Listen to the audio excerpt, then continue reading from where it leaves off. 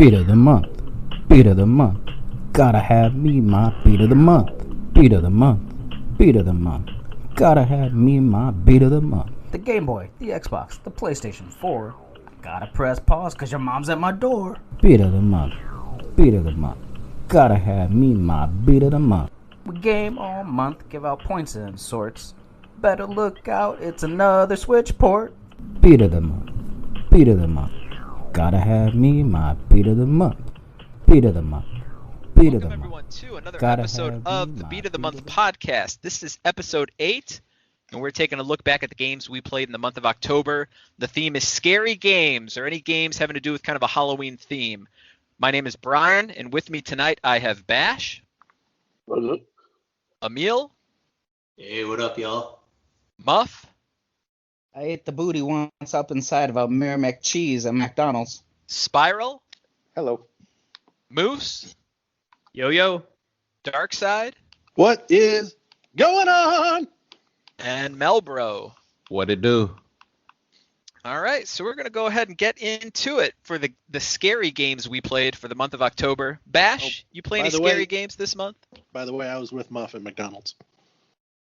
Fascinating. Bash, did you play any scary games this month?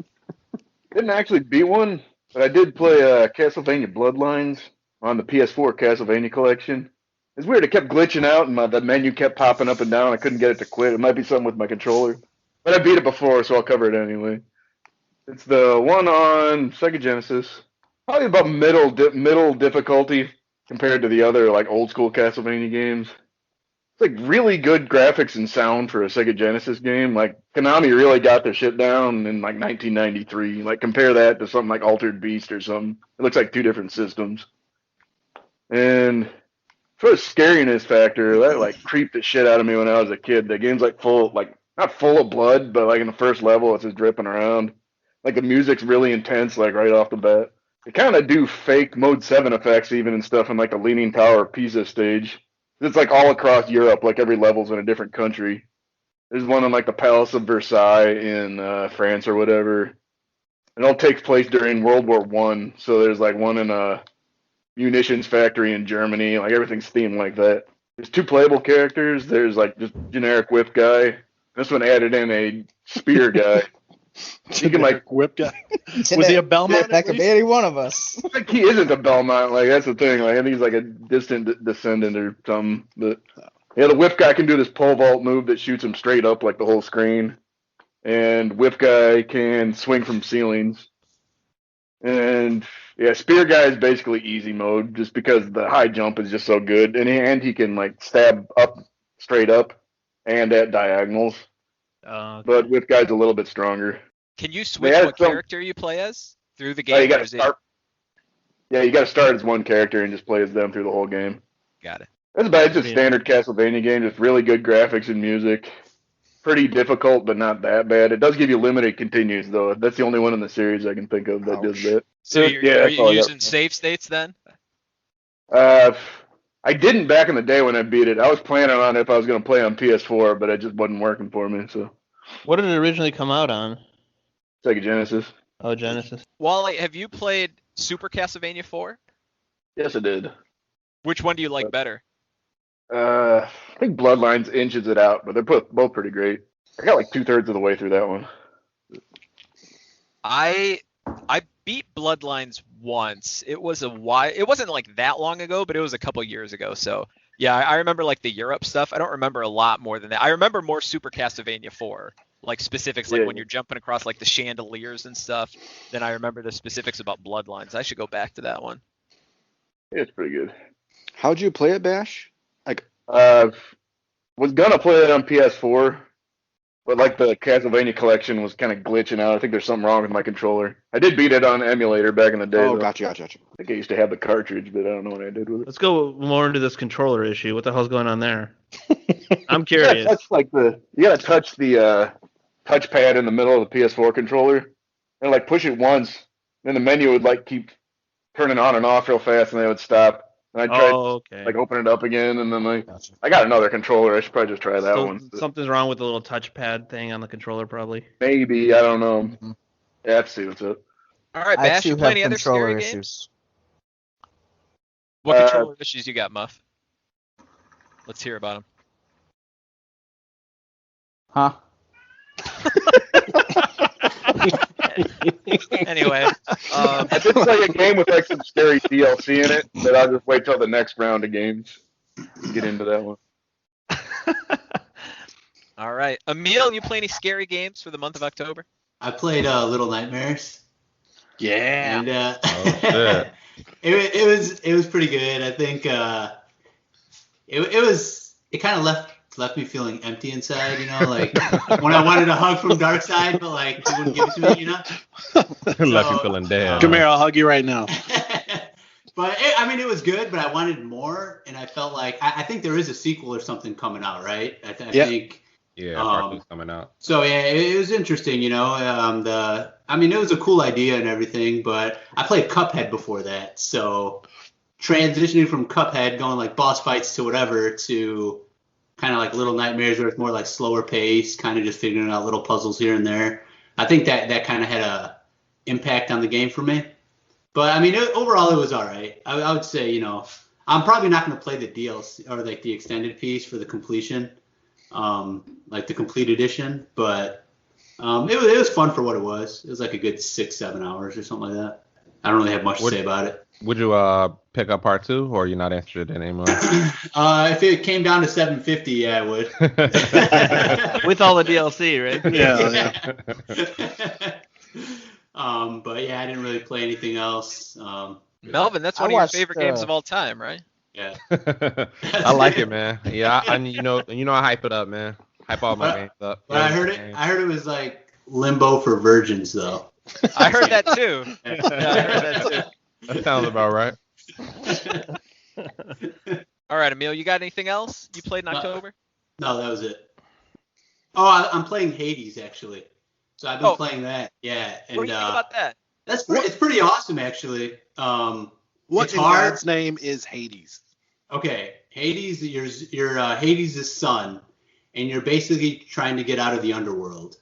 And so what you do is every time you try to escape, so you're almost replaying the same thing over and over because you keep getting stronger, which is pretty awesome. But like it's frustrating because you have to redo everything, but you're stronger at the same time, so certain things become easier. But you get closer and closer, and basically you're trying to escape to get to like Mount Olympus and like be with the other gods or talk to the other gods, because your story, you're kind of figuring it out as you go. It's not as clear cut as being just like, hey, I'm Hades' son. There's like other things going on too. It's pretty cool. The animation's awesome. The control specs and everything are really cool. It's fun. I like it a lot. It's really hard, but you get better and better as you go. So I'm enjoying it. Since it's a roguelike, right? So like, you know, every time you die, you start over. Yeah, but you like, is it the same cutscenes and stuff every time too, or does that change? So things change in the cutscene.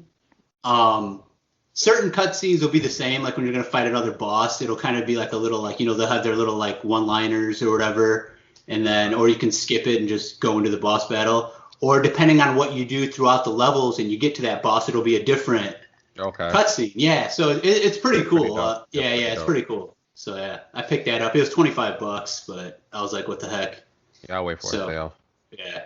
Rich ass motherfuckers. It's like, I'll pick up some game, $25, no big deal. He's bitching about spending $7 on Cuphead, but he's no shit. 25 on. Hey, Cuphead, I had spent I think 20, man. What? Premium price for a premium game. Shit, $10 tops. Hey, I did pick up Celeste. I have not played that yet because it was $5. You paid $60 for that? I paid $5 because Melvin. Shout out to Melvin. Damn good taste, man. Damn good taste. Emil, when you're playing Hades, do you have an idea of like how far you've made it compared to how far you need to go to beat it? Yeah. So when you get to certain spots and you beat like certain bosses, it shows you, it like flashes to Mount Olympus, and it kind of shows a trail of where you're at or how far you're making it. So you can kind of project, you know, kind of estimate on that, like looking at that kind of that mountain and kind of seeing how far you are on that mountain. So it kind of shows you, like I'm in like the freaking still in the early stages, obviously. So Ain't no mountain high enough. I think there's only Ain't like no six. valley low Wow, enough dark side. Mm-mm. Okay, anyway, so to I keep think me from getting to you, Emil. so I think there's only like between like 5 to 8 bosses only in the game. Yeah. Yeah, so but it's pretty cool. So I fought like 2 or 3 bosses right now. Hey, Emil, is Hades a dark side game? Hades, is it a dark side game? I mean, if you like roguelike hack and slash type things, I think you like it. I've never heard of Dark Side playing any rogue like. So Yeah, it doesn't sound like a dark side game. Maybe But I'm glad not. you enjoyed Is it a 3-hour completionist game? You guys are a platinum trophy. Right. 3 hours. Yeah. Burly men at sea. 3 hours or less platinum, it's a dark side game. If it's more than that, then it's touch and go, you know. Yeah, it'll probably be more than that. Pee on the touch. Muff, What? what you play? All right, sorry to interrupt you, Emil. So, for the month, I beat these early on, and so it's been a minute. But grabbed by Ghoulies was on the rare replays. You mean grabbed by the Ghoulies?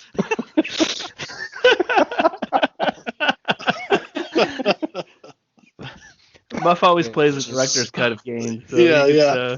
special mode. So, I played the Grab by the Ghoulies. It was on the rare replay, and stumbled across it because I was just going through all the different ones. Got this old Atari version of Haunted House. I was playing that, and then I got grabbed by Ghoulies, and that one actually was a lot of fun at first. The controlling threw me off because you don't use no A, you don't use no Y, you don't use no X, you don't use no B, but you just be running around. You got the left knob, you got your right knob, Are you and talking about the controller or something? You got your doorknob. What else you got? Muff just rubbing Speaking around of with his doorknob. knobs. if you remove the doorknob on a door, that is the perfect size for another time. So go to the rare replay, grab by the Ghoulies, the controlling. You got your left knob to take you up to wherever you want to go, but your attacks are up on the right knob. That took me a minute. But you get used to it, and there's different guns, kind of fun, kind of kiddish. But you end up falling into this haunted house ish, kind of like haunted house. It's kind of messed up, but this girl that you think is your girlfriend, but she friend zones you hardcore. Bitch. But you dark side. But you gotta go save her, and throughout it, there's different skeletons, zombies, an obese vampire, and An obese vampire? obese vampire. Wow. I've never seen that And she before. dances around, chases Oh, you it's a she. up it. Huh? It's a she. Yeah, she. Some fat bitch vampire dances for you, and you didn't like that? Right up Muff's alley. Nobody said I didn't like it, Darkho. So Sounds like a it's good a fun time. game. They got some jump scares up inside there. And what really pisses you off, when you don't know what's going on, you just think you're playing, then all of a sudden you die. All of a sudden, Grim Reaper just come up and just start touching you. And you die as soon as Grim Reaper touches you. And so a lot of times you think about how do I avoid them, and it doesn't always work in all the rooms that you have to get these challenges in. And then eventually you learn you can use him to kill all the other skeletons and pirates and shit. I don't even know what the fuck pirates doing in there, but there's pirates up inside there. And then there's this woman in the kitchen, and she cookings, and you gotta get her some recipes, and then you save the girl, and just about to get the kiss, and boom, friend zone, and then you leave her, and game over. So it was all right. The bunch of missing children in there. I don't know what that's all about, Darkside, but they're all locked up, chained, gagged, and it's like that's kind of messed up. Were the children grabbed by the ghoulies? Is that the concept? Oh, I couldn't tell you, Brian. I don't know. They were just locked up in chains. All right. So Sounds like a Dark Side game. gameplay wise, it sounds like it's almost like a combination between like a twin stick shooter and Cooking Mama. Is that what I'm hearing? I don't know. All right. I remember So- when this game came out that it was, I believe, the first game that Rare made after they split from Nintendo. So it was like there was a big spotlight on this game, and it got not great reviews. I think it was because it was probably unfairly looked at with criticism because it was that first big game. But overall, what did you think of it, Muff? Did you like it? I did like it. It got hard at the end. Some of the challenges you have to do, and then the boss battle against the Baron was hard. Not that I don't like challenging shit, but if you get a game that's just like incredibly hard, it kind of takes the fun out of it. This isn't that. It's like on the edge towards the end, but you eventually, I mean, you figure things out, and it's definitely, I mean, if it weren't for this month's theme, maybe I would have tried it but not finished it. But it's not for everybody. But I'm glad I played it. It was worth the experience. I don't know how many hours the game is, but it wasn't a quick one, but it wasn't a long one. Is Rare Replay only on Xbox? Yeah. I believe so. Yeah. Yeah, that makes sense. Yeah. So it's on Game Pass. All kinds of other stuff up on there. Banjo-Kazooie. Oh yeah, they had mounted Banjo-Kazooies throughout the house. Like, you know how you got deer heads up inside of a house? They had Banjo-Kazooie heads up in there. How many milks, Muff? Like 2. Spoiled. Damn, 2 milks. Holy shit.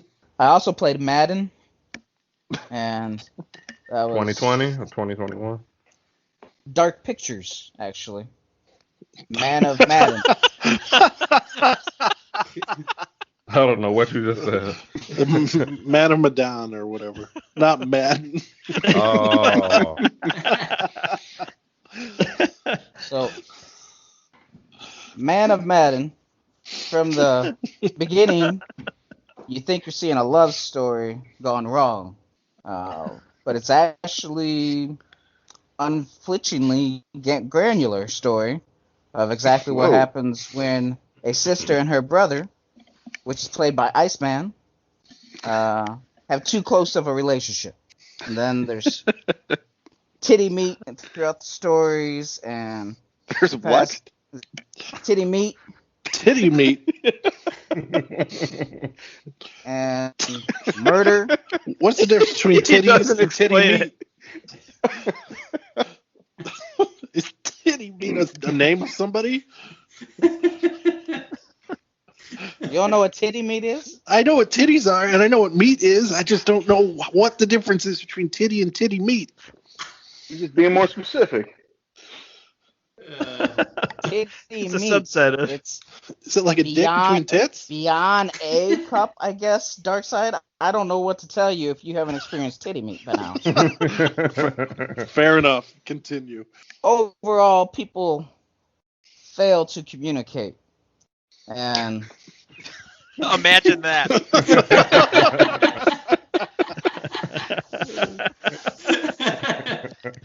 but I really like this game.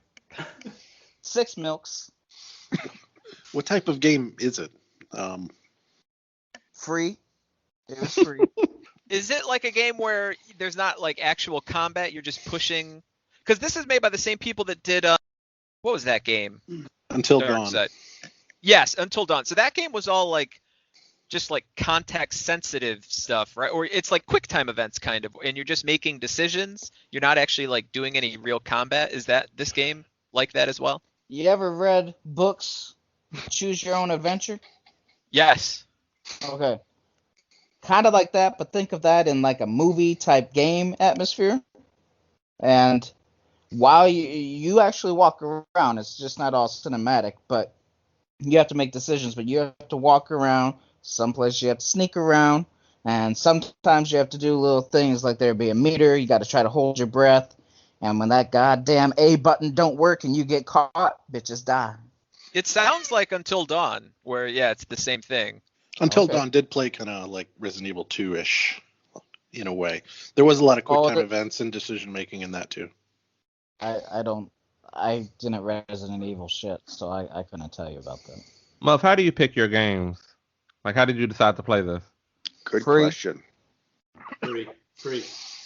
But there's Free a lot. helps. So any game that you see that's free, you just, if it meets the theme, let's just go after it. It's a starting point.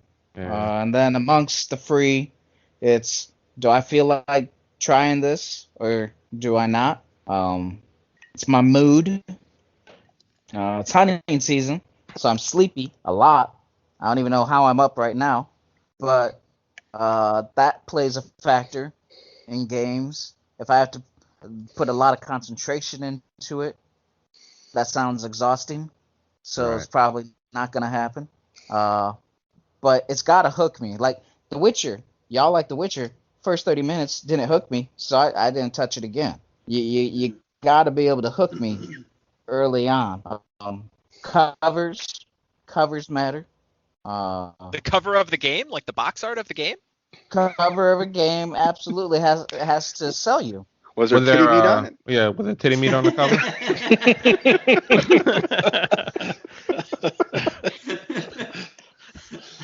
No. Got him. So, no, there was not any titty meat on the cover, but Iceman was on the cover. They say don't judge a game by its cover. Isn't that That's a Ain't good no point. bitch said that shit. When you say Talking Iceman, VHS tapes, man. when you say Iceman, do you mean from like Top Gun? X-Man's. Oh, X-Men. Okay. Yeah, Iceman. Is this a Dark He Side was in game? He was in The Following. Y'all ever watch The Following? With Kevin Bacon? That one? the Kevin show? Bacon, Yeah. not Van Bacon. You got the wrong guy. Kevin Bacon. What the hell are we talking about? Kevin Bacon, Footloose guy. Yeah. That's right. Yeah, that's right. Yeah, he was in The Following, and Iceman was in The Following. That was a good show. So Iceman was up inside of it, and that helped. And he was one of the characters in the game. Dropped Now, the this door is- on his ass. Got him. This is going to be like a 5-game series, I believe. Or I know there's multiple games that they're planning to put out. Are you going to play more of the games in the series, Muff? I have no idea if they're going to be connected though. They might just be like thematically connected. If They might do like a Canelo skins Valentine's on the Day cover. game and like a Christmas game. You can just keep playing them every month. All right, Muff, what else you got for October? So I just been playing. I didn't finish it. I think I'm close. But I downloaded and played Mama Doodoo, and that's a fun game. What's the game really Uh, called? Because I bet it's not that. Mama Dora, like Revere Under the Moonlight. That's Mama Doodoo, and so it's actually a really good game. It looks simple, kind of like Mario. How basic that is, Oh, boy. but a lot better actually. Just Oh, go left. That could be said Oh. about a lot of games. Man, that's fighting words right there, yo. So it's not necessarily side scroller because you go left to right, right to left, up, down, and you get different abilities that you can add to help you throughout the game. But I really don't know what type of game to compare to, because you'll see some similarities, almost like a Shantae feel to it, Mario maybe, but it's one of those games. It's like it's not incredibly hard, it's not simple, but you'll have fun. It's not just like, oh, here you win. You have to play it and put some effort into it, but it's at a level to where you can actually freaking enjoy it. And one of the main bosses, who's on the cover, you look at the graphics of the game and it's just like, okay, that looks maybe 8-bitish, all right. But then you get to probably the main boss. I haven't gotten to the end yet, but it's pretty close. and you fight her, and you could tell they put a lot of effort into her, and it's almost like maybe some, I don't know, maybe Contra. You know how like a boss shows up, but they're not like right there. It almost looks like they're in the background, but you're actually attacking them. I don't know. Maybe not Contra. I think Contra. I don't know. Like 16-bit graphics. Ish. Yeah. That's fair between 8 and 16, yeah. And to fight her, she drops these like balls up onside you, and you have to try to avoid them. And to attack her, instead of like trying to aim up and hit her, you have to start punching her in the titties. And it's just like, this is the greatest game ever. And so I've beaten them titties. And there's a theme with these games that you've been playing recently. Right. That's a muff theme of the month right there. October's my favorite month, man. I love Halloween. So is this game scary? To some people, probably you, Brian. It'd probably scare you. But I'm into this freaky shit. This is Mama Doo-Doo. I've been trying to look this up while we've been the live game's here. called Mama Dora, like Revere Under the Moonlight. I knew he was saying it wrong. I had no idea what it was. It was close. You got to know Muff Bonics. It's a good game. Y'all should try it. Mama Doodoo. All I found was Baby Shark shit. So Yeah, that's I don't know. the same. All right, Muff, you got anything else for October? I don't know. Probably. Are we talking about Among Us? No, I didn't beat anything else. I don't know. If I did beat it, I forget. I don't know. I'm playing Matt. No, we're not talking about the shit we play. No, I'm done. Yeah, Whatever. just scary games. Yeah, just scary games. Yeah, I played other scary games, but I don't know. I thought you played some game. It was like a Costume Quest or something. Or... Oh yeah. Didn't you play Costume Quest? What was that name? Yeah, I played Costume Quest. That was fun. So there you go. I just beat that the other day, right? Oh boy. I think so. I agree with you. Yeah. Was it scary? Well, yeah. There's little boy and girl, they fighting, and Mama said, "Hey, bitches, shut up and go get some candy." And then you become one, and you got this cheap ass looking costume, robot, and the other one becomes a knight, and you can just like cardboard, paper mache, whatever costumes, fun kid shit. But then the battle system, all of a sudden they start hulking out, and the graphics are clean and tight. The outfits are amazing, the graphics and all that shit. It takes you back to like Stick of Truth type shit when Butters come up with his broke ass Captain Chaos, and then all of a sudden he fights, and it's like, oh shit. And that was really cool. And then there's like 8 or 10 different costumes to get up in there, and the graphics on that shit's really cool, each with different abilities. Then you can add like different perks to them to fight, and you go through the different levels throughout the town. You have to trick or treat in order to get to, because you have to collect candy. Candy is like a form of currency. And then this bitch with the stamps, you have to buy her stamps. That's your upgrades and shit. And then the parents, you trick or treat, they shut the lights off, you go on to the next one, you got different quests you have to do, all kinds of quests, not incredibly challenging, they're fun enough. That's the thing, I like games that it's not just like, oh here, you did it, yay, participation trophy, eat a dick. No, you gotta do some shit, but it's fun to keep playing, and you're having a good time to where you're not frustrated throwing shit across the room, 20-pound doorbells or shit. But that's a good game. I would definitely recommend Costume Quest. I'll probably play 2 because I own it, so I ain't got to pay shit for it. So I'll play 2. Better or worse than Mario? Which Mario? Any of them. Better. Yeah. Definitely a Dark Side game. This game's a bit unique because it's an RPG, but it's very short, right? Like it's like 10 hours long or something. Yeah, it took me probably 8 to 10 hours, and it is RPG, and it's turn-based. I like turn-based RPGs. As much as I love Final Fantasy XI, turn-based RPGs are like my roots, and that was definitely another good aspect of it. A fun game. This is a good month for me. It's also it's a very funny game. It was a Tim Schafer game. I played it about 10 years ago. I enjoyed it quite a bit. Yeah, I don't know if I've played a Tim Schafer game from start to finish. For some reason, his sense of humor doesn't really click with me that much. But I've thought about playing this game for a while. Just never got around to it. Who is Tim Schafer? He made Costume Quest. Yeah, he did Costume Quest. He did Spiral. Maniac Mansion back in the day, and then Psychonauts. Yeah. Okay. Marble Madness. I don't think he did Marble Madness. Anyway. Spiral?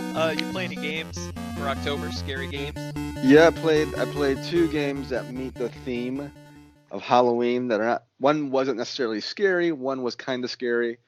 The first one I played was Plants vs. Zombies. So obviously the zombie theme, Halloween. Apparently it's kind of a well-known game. I had no idea. I had this download on Xbox Games with Gold for a while. So my strategy, Melvin, when looking at games for themes of the month is to first go through my library of downloaded Xbox Live games and finding anything that meets the theme. So that's where I found Plants vs. Zombies. So I came into it not knowing anything about this game, just dove right into it. And it was actually really, really fun. I think there's a genre, it's like tower defense. Yeah, that's probably one of the most popular tower defense games. And basically you start on the left side of the screen, there's like a kind of like a board where you can position things like a board game, and you farm this sunshine that grows these flowers, and that earns you points. And with those points, then you can select what you're going to, like what tool you're using to protect your house from these zombies coming in from the right side of the screen. So you kind of farm this stuff, and then you pick your tools from a limited amount of tools that you can pick from, which grows as you get farther in the game, and then you attack the zombies. And the goal is to not let the zombies reach your house. And there's like 5 rows, and they come at you randomly. And all the zombies have different types of abilities. Like first starts out, the zombies super easy. You create like these pod shooters. You grow these plants that shoot pods. They shoot at random intervals, and you kill a zombie pretty easily. But as you get further along in the game, the zombies that sprout up are much tougher. They have armor. They have special abilities. Some are a little bit faster than the others. Some are very heavily armored. Some come from the sky. Some come underground. So it's definitely cool to come up with your strategy of how you want to defend your house from these hordes of zombies coming in. And then there's 3 different level types. One is kind of just a regular house with grass and the outdoors. The second is a house with a pool in the middle. So you got to use different tools or different weapons that you can plant on the water. Like you have to plant a lily pad, and then something on top of that. Then there's zombies that come by and swim by and eat the lily pads and things. So it's different things you got to worry about as far as strategy goes and what weapons to use. The third one is nighttime. So at night you don't get as much sunshine, so you got to plant mushrooms, which don't give you as much sunshine to farm your weapons and your plants to attack the zombies. And then the last one's a roof level where you have catapults that kind of go up in the sky and land on the zombies coming from the other side of the roof. So anyway, it's a really cool game. I really enjoyed it. My first exposure to a tower defense game. It took me about, I'd say, 10 hours to complete.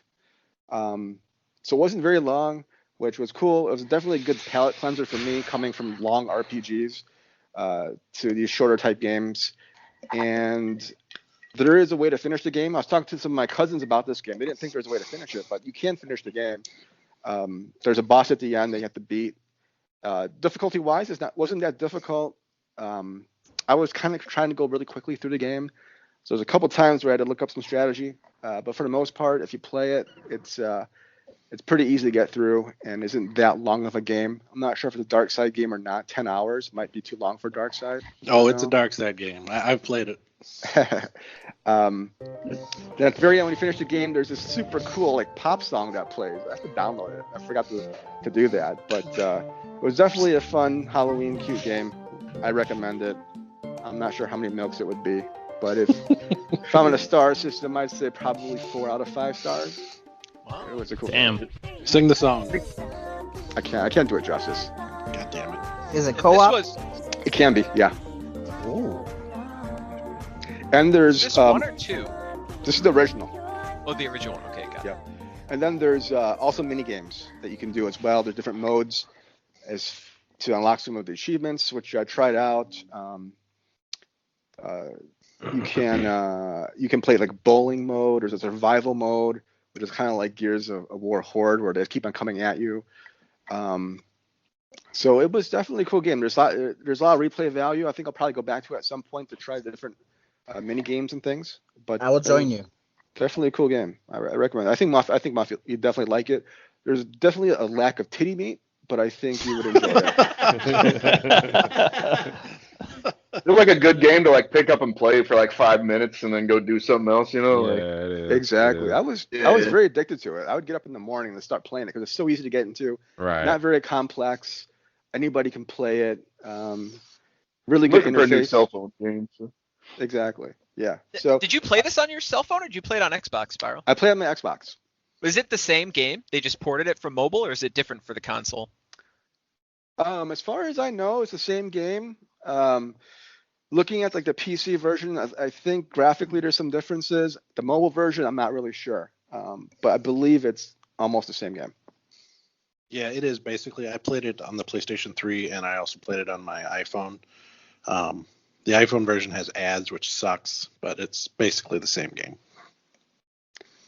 And there's fun characters like Crazy Dave. It's a cool game. Didn't they make another one that was like 3D or like a different perspective or something like that, like Garden Warfare or something? Yeah, I think there's at least 3 games in the series. Yeah, the Garden Warfare is basically like a third-person multiplayer shooter. Mm. So yeah, that was the first game I played. The second theme game I played was Call of Cthulhu, which I played on the Xbox One.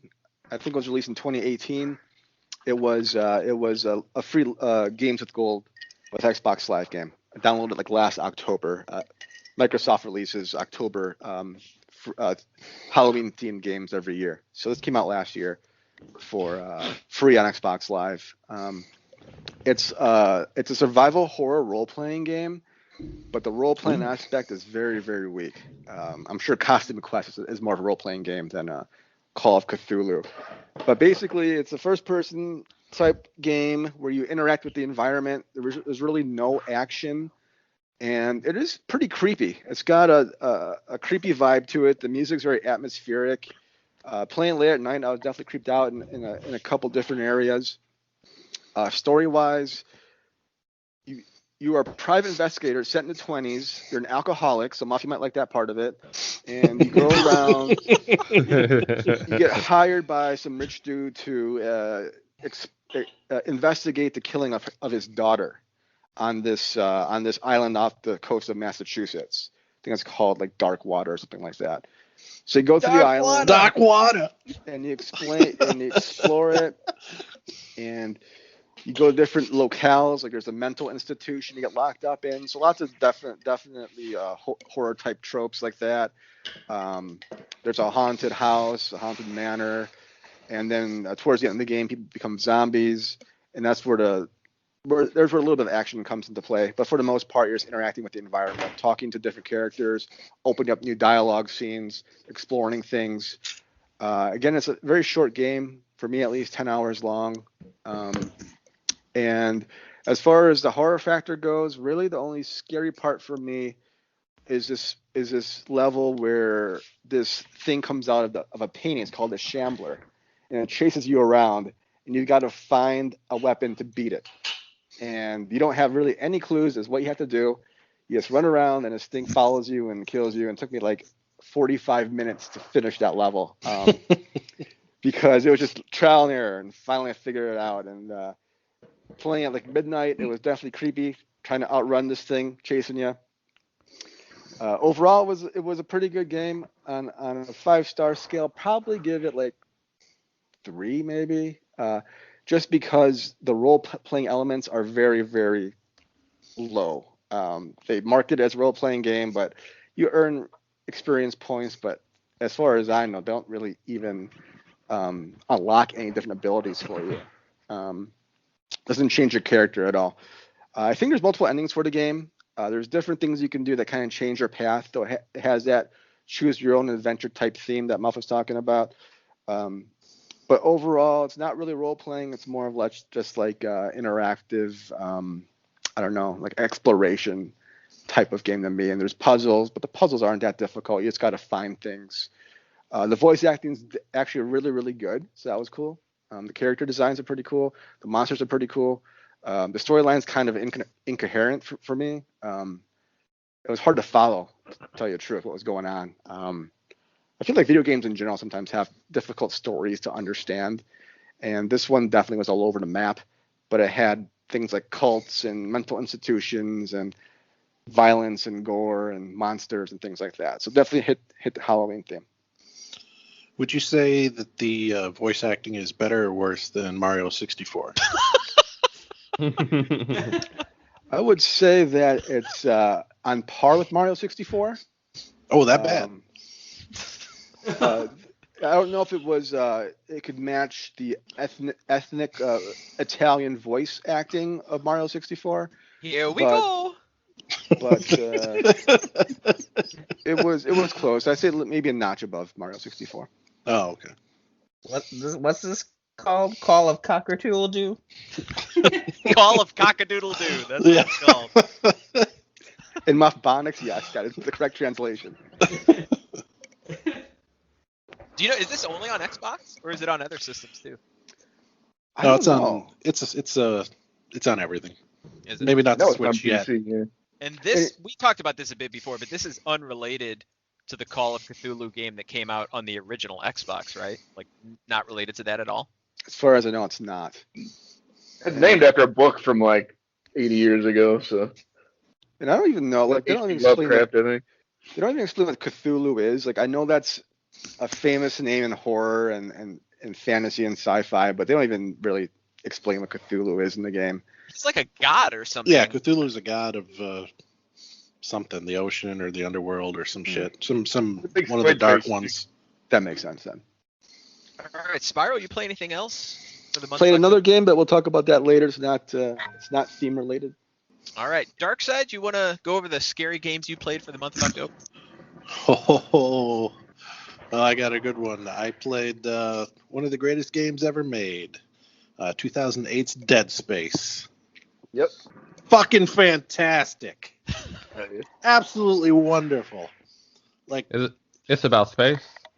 Yes. takes place in space. Basically, this is a third-person survival horror action game. Takes place in the year 25 whatever. You're an engineer, and you're being sent to a gigantic spaceship. And this gigantic spaceship needs repairs. And some shit went down on that ship. So you and a few other people are sent to go fix it and find out what's going on. And also, your girlfriend's on the ship, and she sent you a message. She's all like, everything's fucked. And you're like, all right, I'll come help. And you show up. Everything's fucked. Everything's broken. Everybody's dead. Everyone that's not dead has been turned into like mutant monsters that try to kill you every second of the time that you're there. It's amazing. It's fucking atmospheric. It's got great music, great graphics. I was hard the whole time. I platinumed it. Fucking one of the greatest games I ever played. I've played it at least 5 times in my life already. Damn, I didn't know you played it that much. Yeah. I think me too, actually. Yeah. This last time I played it on impossible difficulty, and holy crap, was it so intense. Because, like, on impossible, you know, a couple hits, you're dead, you know. And sometimes you're in a room with, like, 6 or 7 of these, they're called necromorphs. And, you know, like, you get hit a couple times and you're dead, you know. And the whole Probably the most intense part of the game is before you get to that first shop, because you don't like have anything. You only have like the pistol basically, and like. Yeah. The thing with the necromorphs is you can shoot them all you want, they won't die. You have to dismember them. You have to shoot their arms and legs off, and they'll keep coming. You shoot the legs off, they'll still crawl after you, no matter what. And Bash mentioned the shops. You'd think that those are safe areas, but no. The fucking enemies can get you at the shops too. Don't wait until you're coming out of the shop, and then you'll see it standing right behind your shoulder. Like. Yeah, they can go through the vents and shit, and I was terrified the whole time. Even though I had already played it 4 times before, like I was on edge the entire time. Absolutely. So you already knew everything, and you were still shitting britches? Well, I haven't played it for about 3 years, so I didn't know everything, but I had an idea of what to expect. You know how Moose hates the controls of Resident Evil 4? This fixes all those control issues.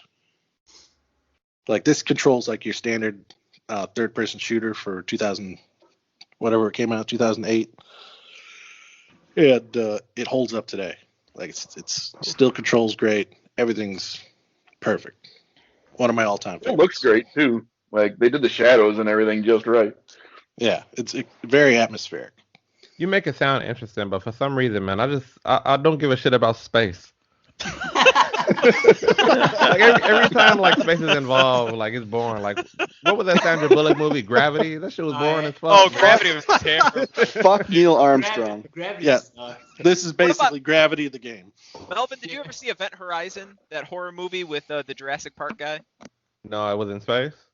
It was in space. Yes. No, I don't care about space, man. I mean, That's a they're great movie, on spaceships, you know, so they're not literally like just floating in space like that's the movie, but Starship Troopers? No, fuck that. I need shit on Earth, man. Fuck space.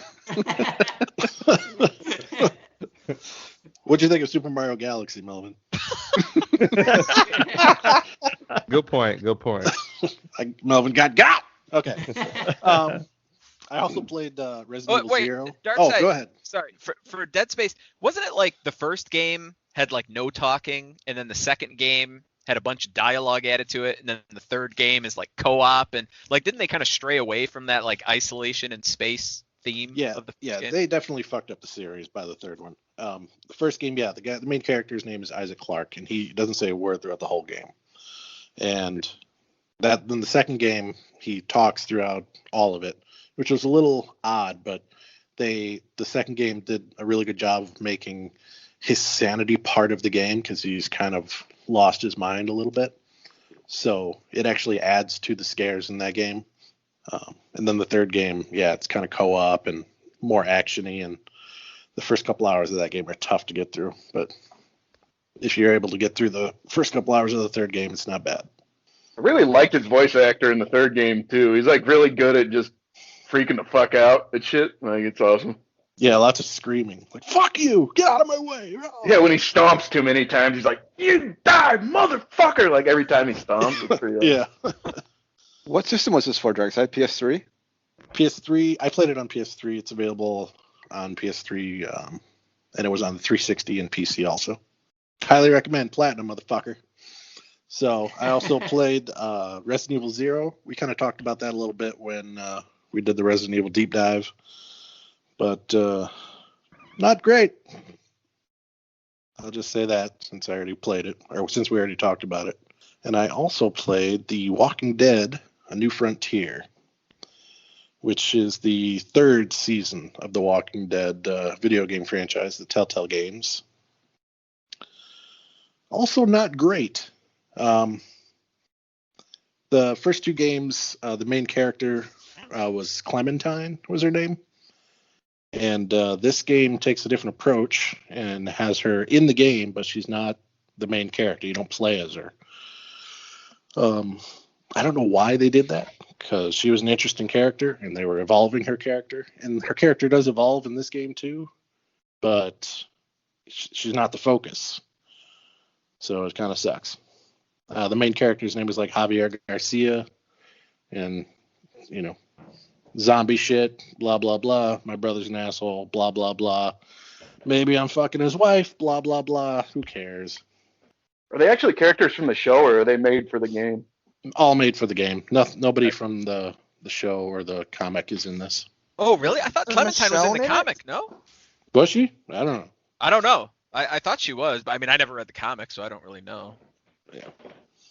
If she was, I wasn't aware of it. I didn't read the comics, so I'm talking on my ass. So am I, but what's new? Is it the typical like comic book graphics?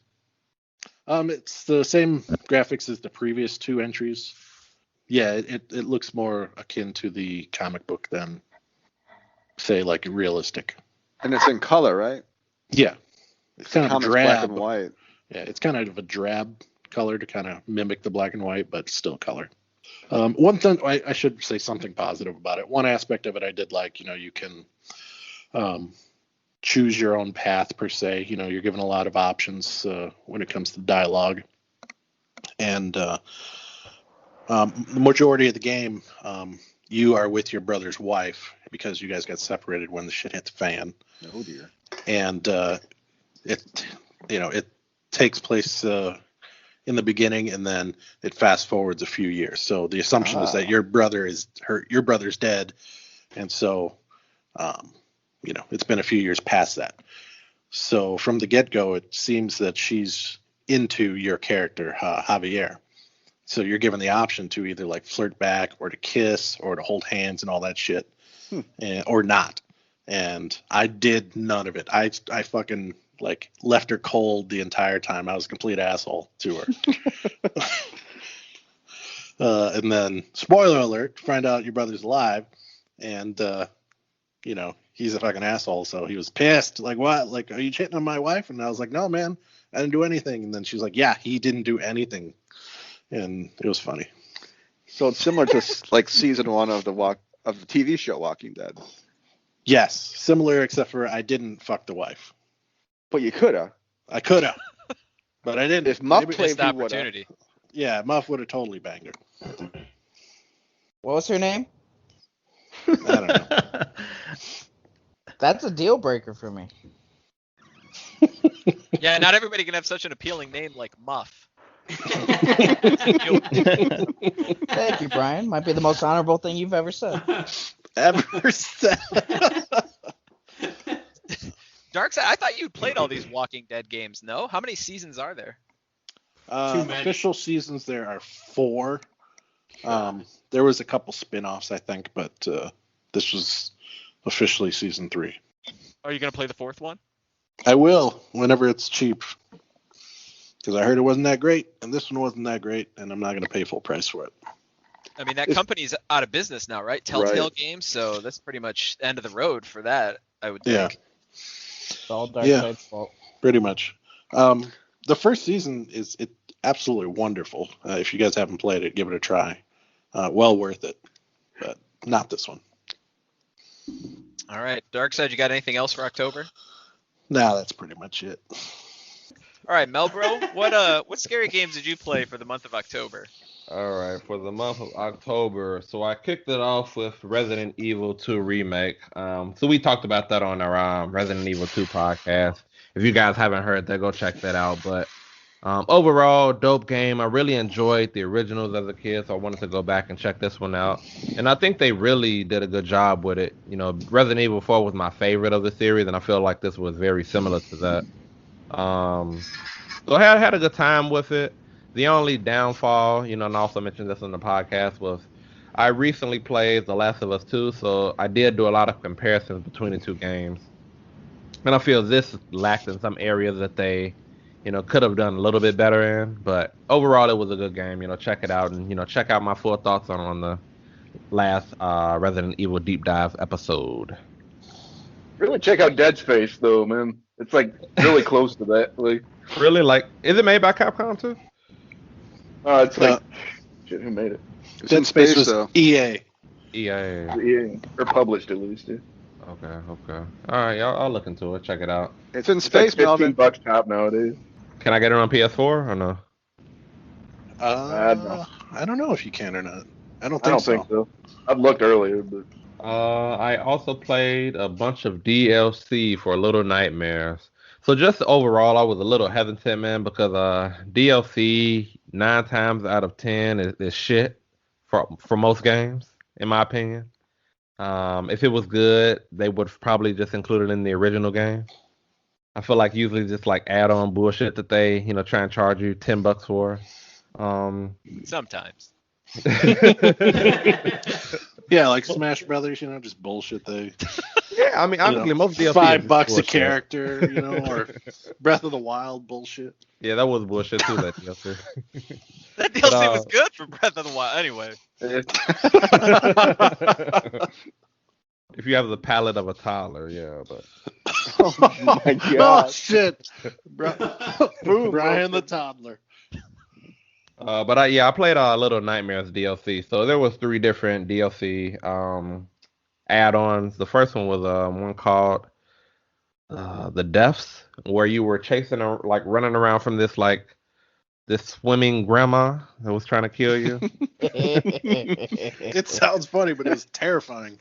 Yeah, I didn't like that one as much. I mean, I was just really just trying to get through it. It didn't really, it left me empty inside, like Emil said. Yeah. Left me wanting more. So then the second one that I played, it was called The Hideaway. And in this one, let me think. You were running from this giant Clayman, and it was okay. Nothing. It kind of told some of the backstory of these little gnome creatures that you see in the game, which was cool, and how they tied them in and how they became those gnome creatures. So it did enhance and add some story to a game that was kind of foggy for me. So I thought that was cool. But overall, I wouldn't recommend it. But the last one though, dude, the last one was called the Resistance. No, it was called I said the Residence. The Residence, excuse me. Yeah, so dude, this last DLC was probably the best DLC I've played in my life. It was that good. This one DLC pack was probably better than the entire game of Little Nightmares. This was some top-notch DLC, dude. Damn, here comes the hype train. Yeah, the hype train. Bring it in. So it was 90 minutes, man, and you were Wait, hold on, Melvin. Let me get my popcorn. Get it, man. It was 90 minutes of DLC, right? And you were going through as a different character, but interacting with the last boss of the first part of the game. And it was jump scenes all throughout, and it was these creepy people coming. It was so dope, man. It was really good. There were a lot of moments where you just jumping, oh shit, I didn't expect that. You would go through a door, and you would walk in, and a bunch of little creatures start chasing you and shit, and it's just oh shit. Play it at night, definitely check it out if you are into indie scary games. I would definitely recommend this one. This made the complete edition well worth the $7 on Switch. $7.50, man. $7.50. Would you say this is better or worse than Super Mario Sunshine? I haven't played Super Mario Sunshine yet. Oh, enough said. It's better. Yeah. Why don't you ask if it's better or worse than Super Mario Galaxy 2? Oh wait, that's the highest reviewed game of all time. So nothing Don't is get Brian better started. I was waiting for that. But yeah, I'll probably wait before I buy Little Nightmares 2. It's an okay game. I like the visuals of it a lot, and the way it looks is kind of cool, but I hate after you die how long it takes to load the game up. Yeah. That really Yeah, that kind of was messes it up for me. This Should be a game where if you die, it loads right back up, but it's you're waiting 45 seconds. And did you notice some of the controls were not that tight? Yeah, when you're running. Tight. Yeah, when you're running and you need to jump real quick or grab on, then it's there's a little bit of a lag to where it can mess you up, and then you got to wait for the load screen. Yeah. So did you play this on Nintendo as well, Emil? I played it on the Switch. Yeah. That says enough. Okay. Yeah, on the PS4, it loaded quickly. I don't know what the problem is with you guys. I watched Hikaru Shida play it on PlayStation. It was crisp, nice and smooth. It was great. That's good, but when the updates Switch slag, man. When the PlayStation updates come on, I have to wait 3 years. That's probably because I had the That's PS3. true. But Yeah, you have the PS3. I did play the original Little Nightmares on PlayStation, but I only played the DLC on Switch. And I will say, like, visually, it looks a lot better on PlayStation. I mean, as expected, but you can really tell the difference, and just how crisp the game looks on PlayStation versus Switch. So you bought the game twice, Melvin? I bought the DLC. I wanted to play the DLC for this month, and each DLC pack on PlayStation was like $3 each. But I can just buy the full game on Switch for $7 with the DLC, so I just bought it on Switch. What a bargain on the Switch, man. That's awesome. Switch coming through sales, baby.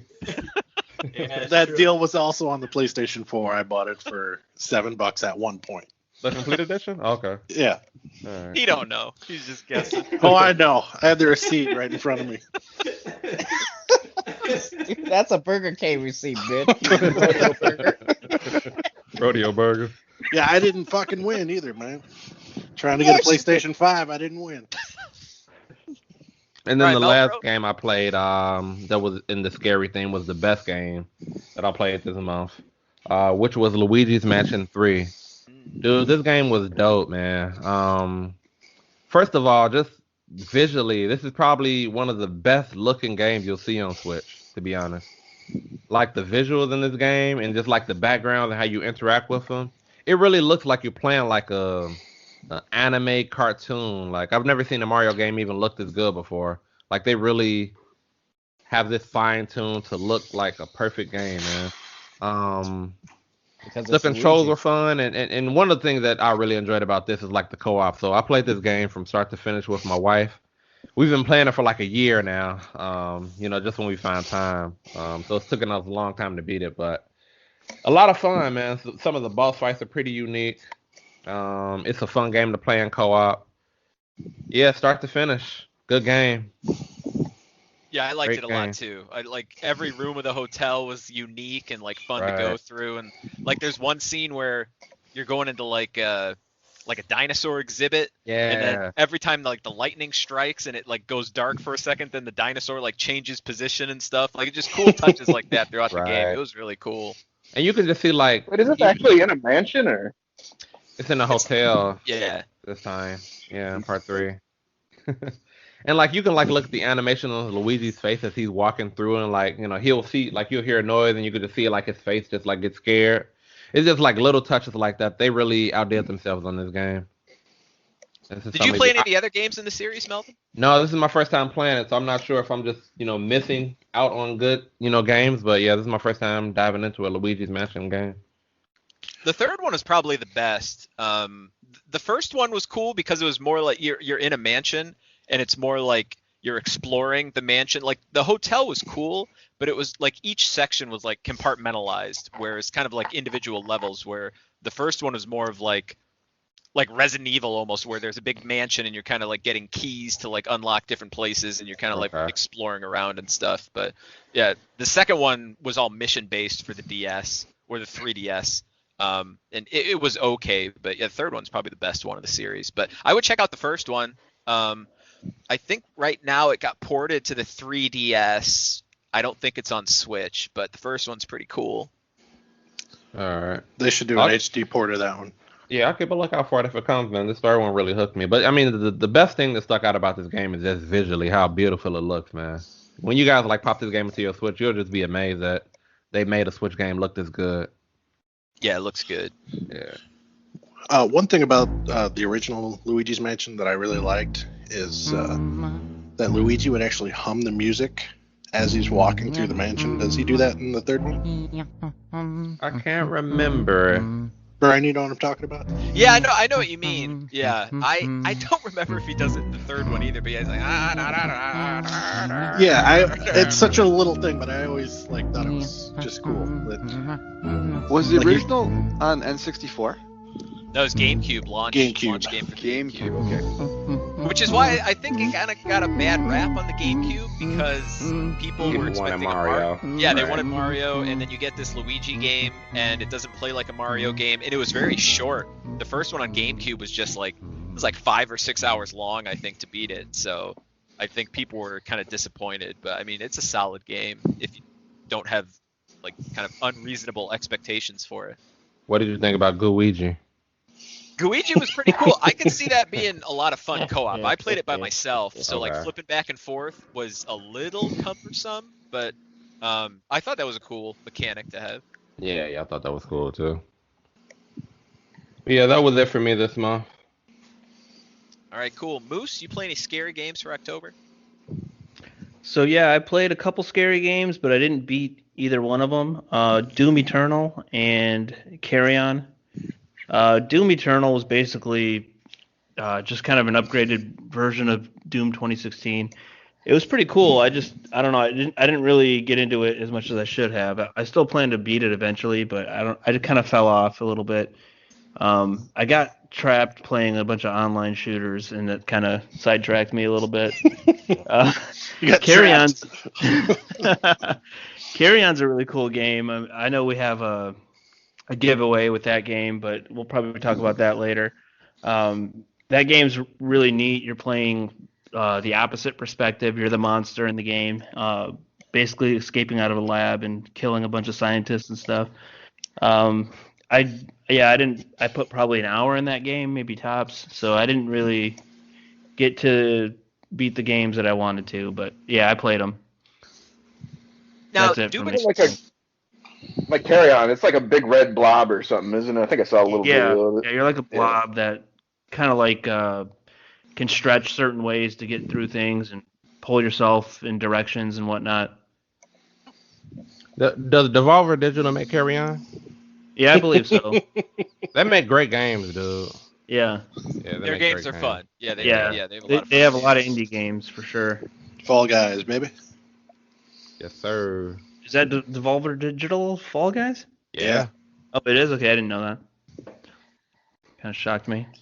But yeah, that's I did not beat any games this month. For Doom Eternal, now you did not care for Doom 2016 that much, right? Do you like Doom Eternal better than that? So it seems like they expanded on it a little bit, so it's kind of weird, right? So they seem to have more of a story in this one, which I don't really care that much about the story. But the story seems to be like a little bit more of a focus in this game. Like there's actually like a structure, it seems like, and you get to a point where you kind of get to like a spaceship, and then you go through like a portal, and it almost seems like it branches off, but I don't think it really does. Like it makes it seem like you're gonna go back to the spaceship and then branch off from there again. But I haven't gotten that far. I only beat like 1 or 2 missions. But yeah, the upgrading system in that game is better than Doom 2016 as far as upgrading your guns and whatnot. But yeah, it's essentially the same. If you like Doom 2016, you're gonna like Doom Eternal. Yeah, I tried getting into Doom 2016, and I really want to like it, but like I put a couple hours into that one, and I just couldn't. I put it down. I just couldn't play it. It was like Doom 3 was like a lot different, right? I think that's probably what kind of, because it almost went back to their roots of just being like arcadey, which it's not bad. I mean, it's just a different direction than they took with Doom 3. Yeah, I like the idea of liking Doom 2016. Yeah, it's one of those idea games. People like like video games. You like Doom. You like Doom 2016. It's one of those things. Yeah. You think you'll pick? I really, really like Doom 2016. But like Doom Eternal kind of gets a little too complicated. You have like a bunch of built-in weapons mapped to different buttons, plus your regular weapons. I kind of stopped after like 5 hours. I got to go back to it eventually. Yeah, they make you kind of like a utility knife or something. Yeah. Like a flamethrower on your shoulder, and you got like regular grenades grenades and freeze grenades and gadgets and gear, and so yeah, it's kind of a lot different. But it seems cool. I mean, I'll probably go back and beat it eventually. I think I got to be in the mood for it a little bit more. All right, cool. And as Moose mentioned, we do have a giveaway. We'll announce it near the end of the episode for Carrion for the Nintendo Switch. So thanks everyone to send us an email to beatofthemonth@gmail.com. Keep an eye out. We'll do more of these giveaway type things probably in the future. And again, we'll get to announce the winner closer to the end of the episode. So I'm going to go ahead and round things out. The scary games I played for October. I played Resident Evil 7, So again, like Darkside and Melvin play some Resident Evil games. We talked about that on the last Resident Evil episode we had. So check that out to hear my thoughts on that. Overall, thought it was a great game. If you haven't played Resident Evil in a while, if you heard bad things about 6, play 7. It was kind of like a refresh of the series. It doesn't go into a lot of the complex plot of Umbrella and things like that. And if you're new to this series too, I would say give it a shot because again, it kind of gets rid of all that convoluted plot stuff. Yeah, for sure. Skip 6, go to 7. And then the next game I played, Fatal Frame 2, Crimson Butterfly. This was a game I've owned forever, and I just never got around to playing it. It's for PlayStation 2. It also came out on Xbox. Muff, you might be interested in this. Made by Tecmo. So the people that made Tecmo Super Bowl made Fatal Frame 2, Crimson Butterfly. Pretty much the same game. I played Crimson Skies a couple months ago. So that famous first-person shooter, Crimson Skies. Bash gets it. Bash remembers, Brian. So Fatal Frame 2, it's well known as being like a really scary horror game. And kind of the basic premise is you are playing as one of a set of twins, and you end up getting twin girls, and you end up getting trapped in this abandoned village. And you find out that in this abandoned village, they had this ritual where they would sacrifice these twins. So, you're kind of like waiting, something bad's going to go down with you because you're a set of twins. It plays like Resident Evil, except you don't have guns, you have a camera. And the way that you damage the ghosts who are the main enemies throughout the game is that you take a picture of them with the camera, and you get different types of film that give you different powers. And then like the mechanic of the game is it's a third person game, but when you use the camera, then it goes into first person, and then you're kind of looking around, and then when you take the picture of the ghost dictates how much damage you do against them. And if you get like a perfect shot, that's what's called a fatal frame, and that does the most damage. Overall, I mean, the movement of the game was pretty clunky. I mean, like going back to the first couple Resident Evil games, I mean, those have clunky controls. This one, it has an option so you don't have to do tank controls, but it just feels like you're kind of very slow. You get caught on the environment a lot. But overall, I mean, great ambience. Like the environments are very spooky. They do all kind of look the same. Like it's not a very big game world. I mean, you're in this little village, and there's really only a handful of buildings that you go into, and then all the buildings look very similar. They're just worn down like the Japanese village buildings. But I mean, it was cool. It was scary. The cutscenes were really scary. It's kind of like going from like Japanese horror games. Where like straight out of the Ring or something like that. So that was probably the scariest part of the game. And the way you go about, like, you gain experience when you kill the enemies. So it's more of a balance of you don't necessarily want to run away from every enemy. You want to fight them so you can get experience and build up your camera to make the shots you do take more damage. But so you really want to get as many of those fatal frames as possible. And you can get like special camera lenses that let you slow the ghosts so that you can get better shots and things like that. The story was complete. So I played the first game a couple years ago. The story's completely different. So if you've heard, the second one's supposed to be like the highlight of the franchise. So if you just want to jump into that, you're really not missing anything by doing that. One of the things that was kind of annoying is you have those different camera lenses, but you can't switch them easily. You have to go into a menu to switch them until like almost like 3/4 of the way through the game. You get an ability to be able to like swap them with a button. I don't know why they did that. It would have made more sense to do it from the very beginning. Overall, I thought it was pretty cool. I mean, it was a lot easier than the first game too. So I had a ton of stuff at the end of the game, like a bunch of extra health and a bunch of extra like film rolls and things like that. I would definitely recommend it. I know it was on PlayStation 3 for download. That's where I played it. I don't know if it's on any other systems other than PS2 and PS3. And then the original Xbox, like I said. So maybe it is on the Xbox marketplace. The franchise is pretty dead, though, because Fatal Frame 1, 2, and 3 came out on the PS2. Fatal Frame 4 only came out on the Wii, and it never came out in the United States. So I don't think there's a way to play it at all. And then Fatal Frame 5 I think it came out originally on the Wii U, and I think it's also available on the Switch, but only digital. So they didn't release a physical version of there. So like Europe and Japan, they got kind of more games put out for the series than we did. I'm not exactly sure why. I don't think it sold very well. But overall, I thought it was pretty cool. Anybody else play any of the Fatal Frame games? Jennifer did. She liked it. Do you know which one she played? No. I played the demo back in the original Xbox, but I had no idea that there were 5 games. I thought there was just the first 2 and never heard about any of the others.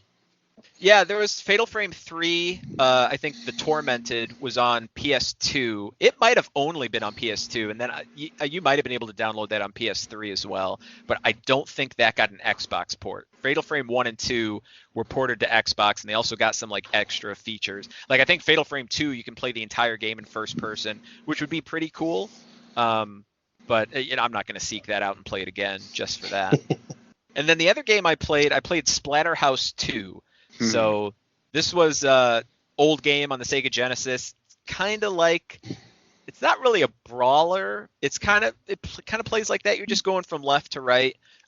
It's kind of slow. Your guy's real big and clunky. So it's really just about memorizing the levels, because if you make it to a boss and you die, then you've got to start all the way back from the beginning of the level if you lose all your lives. So it's basically just memorizing where enemies are going to come, what the best way to kill the enemies is. I wish I would have had save states, because I played a couple of the levels like a dozen times, and I mean I was cursing up a storm because it was just over and over playing against these bosses just to find out what their patterns were. I remember as a kid though seeing because the game's pretty gory.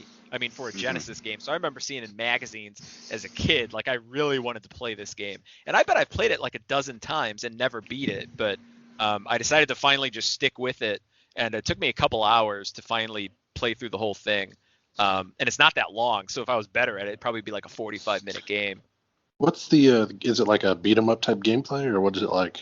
Yeah, it's like beat 'em up. I mean, you're just going left to right. I mean, beat 'em up there's not that many enemies on the screen. It's almost like an Altered Beast kind of, where the enemies are just kind of coming towards you and you kill them. It's not like the screen never really stops. I mean, it's not auto scrolling, but it's not like it stops and you fight a wave of enemies and then you continue. It's just like you're constantly moving forward, hitting enemies. You pick up some items, which is cool. Like you can pick up like the pipe and then you like splatter the enemies against the background wall, which is cool. I wish there was more of that weapon stuff. Like at one level, you pick up a shotgun.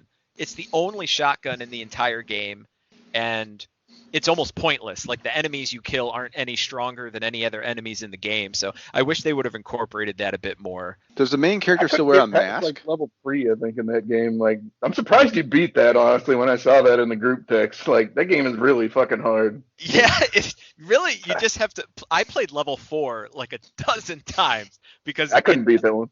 Eventually, I was beating that level with taking no damage because I had to do it so many times. You just memorize everything, and it's all about just getting it past the boss. And Spiral, yeah, he does wear the mask. The mask is like a big part of the game. The mask is like so the premise of the game, your girlfriend gets kidnapped by, the devil or some ghouls or something, and then the mask like always gives you happens. powers. Yeah. And the mask gives you powers and then like kind of controls you, but I guess you let the mask control you because you get those powers. So it's like Jim Carrey's The Mask. It's exactly as a shot-for-shot remake of the movie. One of the bosses was funny. It was like the level 5 boss where he's like throwing potions at you and you're just like chasing him. And then finally when you get to the end of the room and you can hit him, you just punch him once and like his head splatters. So I mean, it's pretty funny. It's pretty hard to get a hold of now because the only way that I think you can play it is there was a remake or a reboot of the franchise for PS3 and 360, and they had Splatterhouse, I think 1, 2, and 3, where they had the Genesis games on there. But even then, that game's like $50 now. Like for some reason, horror games seem to retain their value quite a bit. Like PS2, PS3, a lot of the horror games there, they still cost a lot of money. You used to be able to get that game wasn't very popular either, so it's probably getting rare. Yeah, the remake was not was not that greatly well received, so that's probably what attributes to some of the cost. So yeah, I otherwise it was available on the Wii Virtual Console, but that's shut down, so you can't. And I don't think it came to the Wii U, so that's not really a viable option anymore. And then a fun fact, when I was looking up about it, it was the only M-rated game on the Virtual Console. So I thought that was kind of unique. Yeah, it was pretty cool. I don't know that I'll ever go back to it now that I finally finished it, but it was one of those games that just because I liked it so much as a kid, kind of had a soft spot to it. So I just wanted to finally see it through the end. Third one's better. The third one, I remember being really hard because like it's more like open-ended because you're going through that house and you can like pick your paths. But isn't it like you have a strict time limit in that one or something? It isn't really that strict. I think like don't take the direct route to the end. You gotta take the roundabout way and you get easier enemies. I think is the way it works most of the time. But yeah, it might be strict for you, Brian, but for Bash it was no problem. Hey, Bash acknowledged the second one was hard, so you gotta. Yeah, I can't get anywhere in that one. I do want to go back and play 3 because that's the only one I have not beaten now. That's one you can actually move in and out of the screen, like in like Streets of Rage or something. The first two are just completely side-scrolling. Yeah. Because I've played all the rest of the games in the franchise. So I like it. It's a cool franchise. I don't know that they're necessarily like great games, but they're fun. All right, and that's all I played for scary games for the month of October. So I think we're going to go ahead and take a break. When we come back, we're going to go through our top scary games of all time. So please stay with us.